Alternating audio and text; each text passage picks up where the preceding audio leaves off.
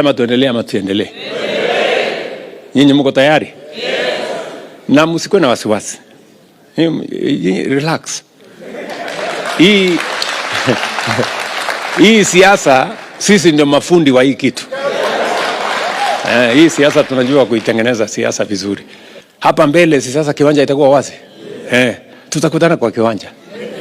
Yes. Ama namna gani? Yes, tutakutana kwa kiwanja hapa. Ndio tukubaliane nani yako na sera. Nani yako na track record. Nani yako na mpango. Wananchi wataamua. Si namna hiyo? Ile kitu mimi nauliza wananchi wote wa taifa letu la Kenya, tudumishe umoja. Kwa sababu baada ya uchaguzi Kenya ni yetu sisi zote. Hatutaki maneno ati mpaka tunaamini ya kwamba uchaguzi inakuwa life and death ama inakuwa yani kufa kupona. Hapana. Kutakuwa na Kenya baada ya uchaguzi. Na lazima tuishi kama ndugu moja, watu wa taifa moja. So we must do that together. Na msikubali watu ambao wanataka kutugawanya kwa misingi ya kabila. Hawa ni wapande hii, hawa ni wapande ile, hawa hawafai, hawa wako na shares, hawa hawana shares. Hiyo ni siasa ya ujinga. Ama namna gani? Na ndio mimi nauliza viongozi wote. Hata yule mbunge amechaguliwa jana kule Olkalao. Sasa tumechaguliwa, sasa tuende kazi. Kila kiongozi atahesabiwa kazi yake wakati ukifika. Si ndio? Kila kiongozi atahesabiwa kazi yake. Wananchi wako na akili, wanajua. Kila kiongozi lazima ukuwe na track record, lazima ukuwe na maono, lazima ukuwe na mpango. Ndio tushirikiane sisi wote tuhakikisha kwamba tunabadilisha taifa letu la Kenya. Ya muhimu ni kuhakikisha kwamba wale wametuchagua maisha yao inabadilika. Tusiweke siasa, vitina, sarakasi, ukabila, chuki. Wananchi wakishaamua, sisi wote tunatembea pamoja kwa sababu tunataka, lengo letu kama viongozi ni kuhakikisha ya kwamba maendeleo inapatikana, Kenya inabadilika, maisha ya wananchi inabadilika na taifa letu linasonga mbele. That is our commitment as leaders. Bungoma tumeelewana? Yes. Kila kiongozi lazima awe na maono, lazima awe na mpango, atengeneze sera, ndio aweze kutimiza yale ambayo yanaweza kubadilisha maisha ya wale waliompigia kura. Si ni kweli? Hakuna kiongozi tu anachaguliwa ati kuzurura kwa mtaa. Kiongozi anachaguliwa kwa sababu ya mambo ya maendeleo. Na ndio sababu hiyo tulikubaliana na nyinyi.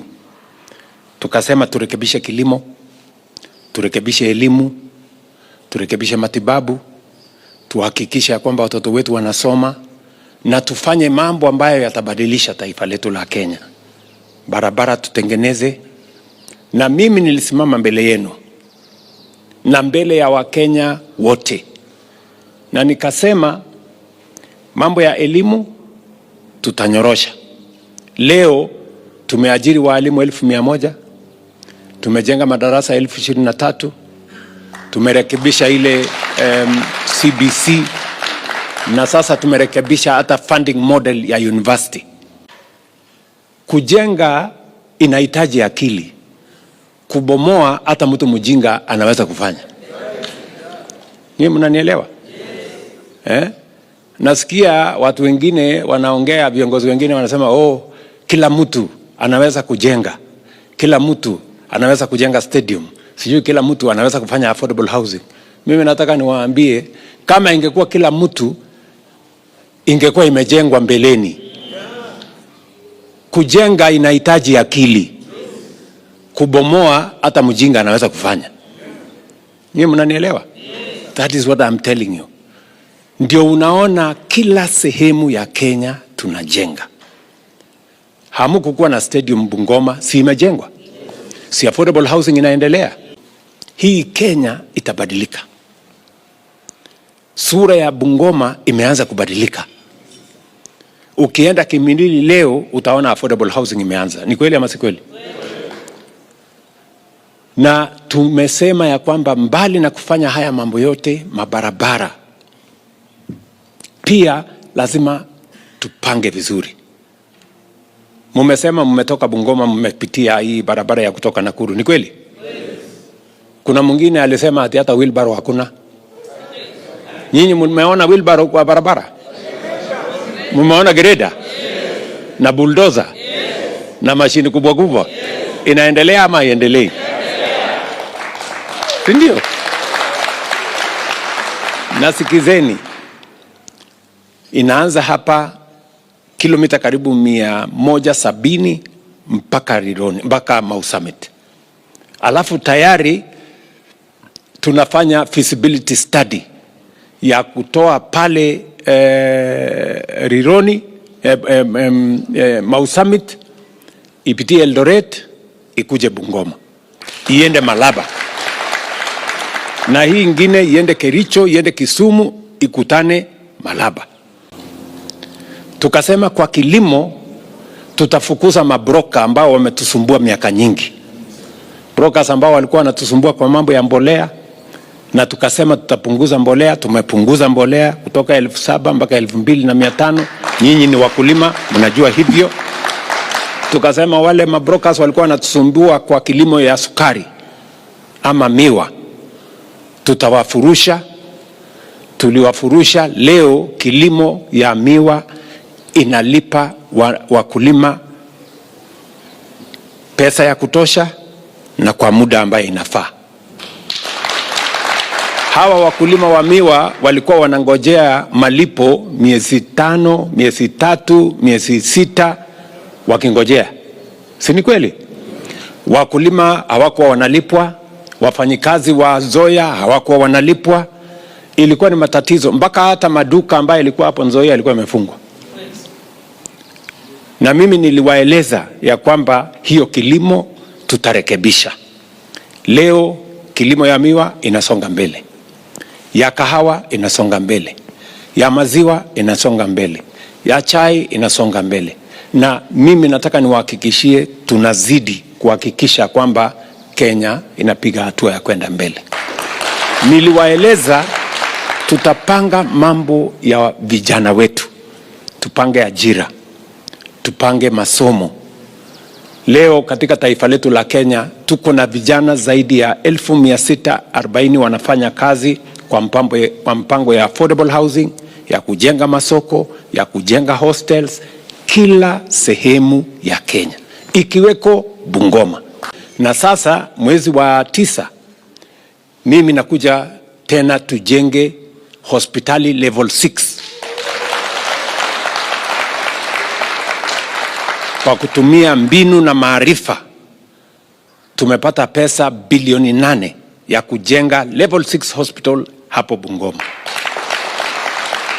kwa sababu nchi ama county haiwezi kubadilishwa na maneno matupu, inabadilishwa na mipango, inabadilishwa na miradi. Ndio shughuli hiyo tunasukuma tukienda pamoja. Bungoma kwa mfano tuko na pesa shilingi bilioni 30 ya housing, markets na hostels. Ile university yenu ya Kibabii tunajenga hostels. Zile TVET ambazo mko nazo na KMTC tunajenga hostels. Soko tunajenga soko 15 mpya Bungoma County. Affordable housing tunajenga ile kitu inaitwa Smart City hapo town. Hiyo Smart City itakuwa na nyumba zaidi ya 18,000. Hapo tutaweka ghorofa 28, 29. Ala, kwani Bungoma mnafikiri namna gani? Ukiwa hapo kwa hiyo ghorofa ya Webuye unaweza kuangalia Kampala. Nyinyi mnanielewa? Sikizeni watu wa Bungoma. Nchi zingine mkitembea Marekani, mkitembea Ulaya, mkitembea China, unakuta manyumba ni ya ghorofa. Haikumea, ilijengwa. na ilijengwa na watu wako na akili. We are here. One, we as a team, we've been working together for the last 2-3 years to ensure that you get a second term so that you can continue with the good work that you are doing for the people of Kenya. We have come to appreciate you. I carried a farmer who will tell you his story. Even this MCA for Kibingei used to be a cane farmer. He used not to support us because Zoya Sugar was not paying him money after delivery of his cane. But when Rai came in and now he is paid, he has said now the government is working. That's why he's here. Your Excellency, I have reminded these good people from Bungoma what you told me very many years ago, that a mountain doesn't form from where it's perceived to stand from, but it begins forming from several kilometers away. Mount Elgon begins to form from Kamukuywa. It doesn't form from Kaptama or from Kaborom, but it begins to form from Kamukuywa, which is about 3 kilometers away. So I have reminded these people that the government that you formed in 2022 was not formed at that time, but it began forming in 2016, 2017, 2018, and I have assured them that their commitment to work for our government, to supporting your two-term agenda from wherever they are, from what they do on every day's basis, that is the beginning of forming the government of 2027. Because when time comes for us to look for people to put on our nomination list, we don't look far from the teams that we've been working with. The teams that we work with, this team and very many other teams in Bungoma, they will form part of the forest where we will look for men and women to assist you to deliver your dream as you look for your second term in 2027, Your Excellency. We want to appreciate you most sincerely, the people of Bungoma. The medical scheme, SHA, is working much more better than NHIF. And this team has persuaded very many people that there is no program in the whole world that doesn't have challenges. Programs have small challenges, and that is why all governments in the whole world employs men and women to be able to respond to those challenges so that the system can be clearer and moving forward, Your Excellency. Your Excellency, we also are appreciative of your kind gesture to make Bungoma one of the first beneficiaries of affordable housing, both in Bungoma town and in Kimilili constituency, Your Excellency. And President, you have done it. Valu ya Vefwe na Kuchengo, mukiangalia hiyo barabara vile inatengenezwa. What are you saying to yourself? Mr. President, we are not joking about this. You are working. You are doing it. Last week we were in Kakamega. And when I was in Kakamega, we were telling ourselves as professionals that unless you don't know and unless you're not seeing, Mr. President, you are working. And as we are going back home, you know, somebody who has not been to Nairobi, President, allow me to use Kibukusu. When we look at the way you have made every place beautiful, Kenya is going to recognize you whether we like it or not. And we are going to manage it. As I go to sit down, President, for professionals, one of the jobs you've also given me is I'm a board member of Semastea. Semastea is working like a mall because we want to transform Kenya. And Mr. President, we are always told when you are somewhere, If there is something I'll politely ask you, is assist Semastea to build your name. Because through Semastea, you're going to build all these people from Bungoma. You are building Kenya, and we are going to make you very proud. As we go home, Vandwefwe, is there anything else we need? We only need one word. To say? To say? To say? Nolangwa. Ruto langwa.